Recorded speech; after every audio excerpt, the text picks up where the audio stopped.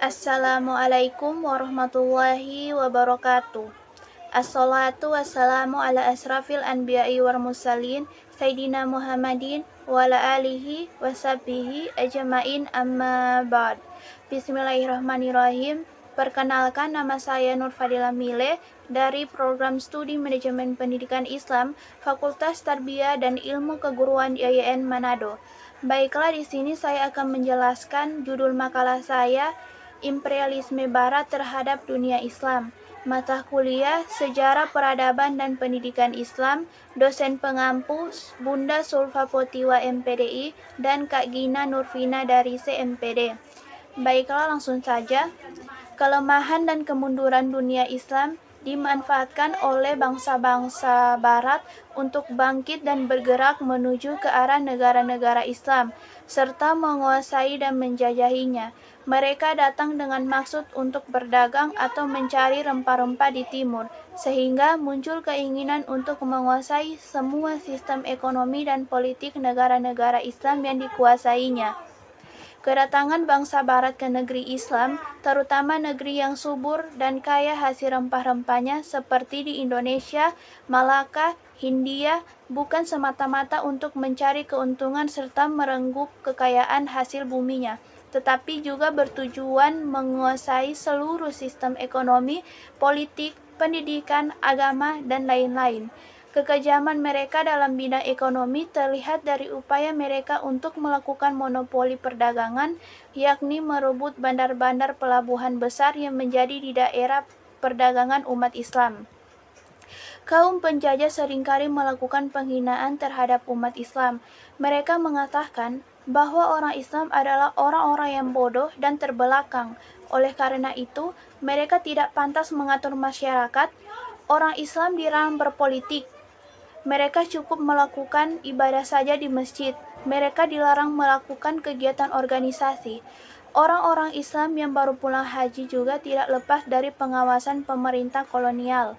Pengawasan ini dilakukan agar mereka tidak terpengaruh oleh gerakan pembaruan dan perlawanan bangsa-bangsa Asia Afrika yang digerakkan oleh para pembaharu Islam.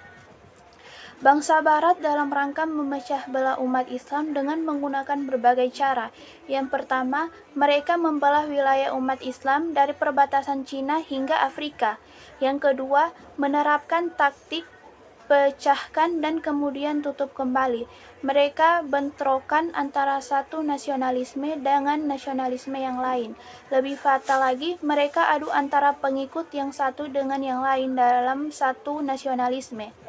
Yang ketiga itu, mereka menyerukan negara-negara jajahnya mendirikan banyak partai dengan argumen bahwa cara tersebut demokratis yang membuat negara cepat maju dan modern. Padahal maksud mereka ialah meruntuhkan umat Islam yang bersatu dan menyalakan api kedengkian dan permusuhan antara umat Islam. Pada abad ke-17, Inggris dan Belanda mulai menginjakan kaki di India, yang pada saat itu di bawah kekuasaan Mughal Islam, yang berada dalam posisi kemajuan dan kemakmuran. Maka sejak Inggris mengembangkan kekuasaannya di anak benua India, tahun 1857 Masehi, kerajaan Mughal dikuasai penuh dan 1 tahun kemudian, raja yang terakhir dipaksa meninggalkan istana. Sejak itu, India berada di bawah kekuasaan Inggris tahun 1879 Masehi.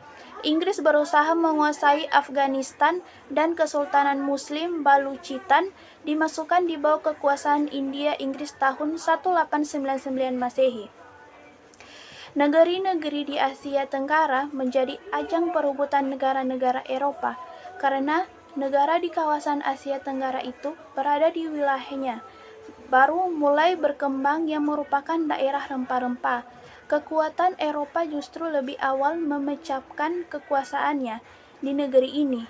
Hal tersebut karena dibandingkan dengan Mughal, kerajaan-kerajaan Islam di Asia Tenggara lebih lemah, sehingga dengan mudah dapat ditaklukkan oleh bangsa Eropa.